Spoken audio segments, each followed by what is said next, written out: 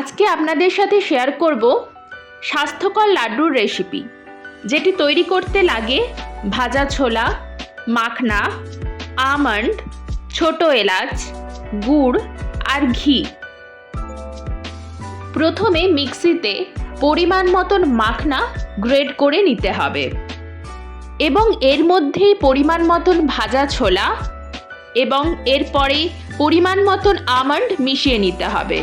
এরপরে আলাদা করে ছোট এলাচ গুঁড়ো করে নিতে হবে। সমস্ত উপকরণগুলি ভালো করে মিক্সড করে নিতে হবে। এবার গ্যাস ওভেনের একদিকে একটি পাত্রে জল গরম বসিয়ে জল ফুটলে তাতে গুড় দিয়ে দিতে হবে। অন্যদিকে আরেকটি ওভেনে ফ্রাইং প্যান বসিয়ে সেটা গরম হলে তাতে গাওয়া ঘি দিতে হবে।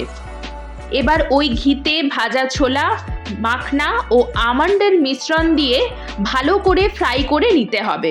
মনে রাখবেন যে গুড় সহ জলটি বসিয়েছিলেন সেটি যেন ভালো করে ফুটে গাঢ় হয়ে যায়।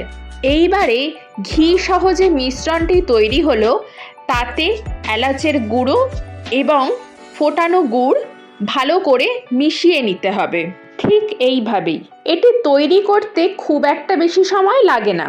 আপনারা এটিকে অনেক দিন করেও রেখে দিতে পারেন। এবার একটু ঠান্ডা হয়ে গেলে হাতে নাড়ু বানানোর মতন গোল গোল করে লাড্ডু বানিয়ে নিলেই তৈরি হয়ে যাবে সুস্বাদু স্বাস্থ্যকর লাড্ডু। এটি আপনারা প্রতিদিন খেতে পারেন। সকলের জন্যই এটি খুবই উপকারী। তৈরি করে এবং খেয়ে জানাবেন কিন্তু কেমন লাগলো।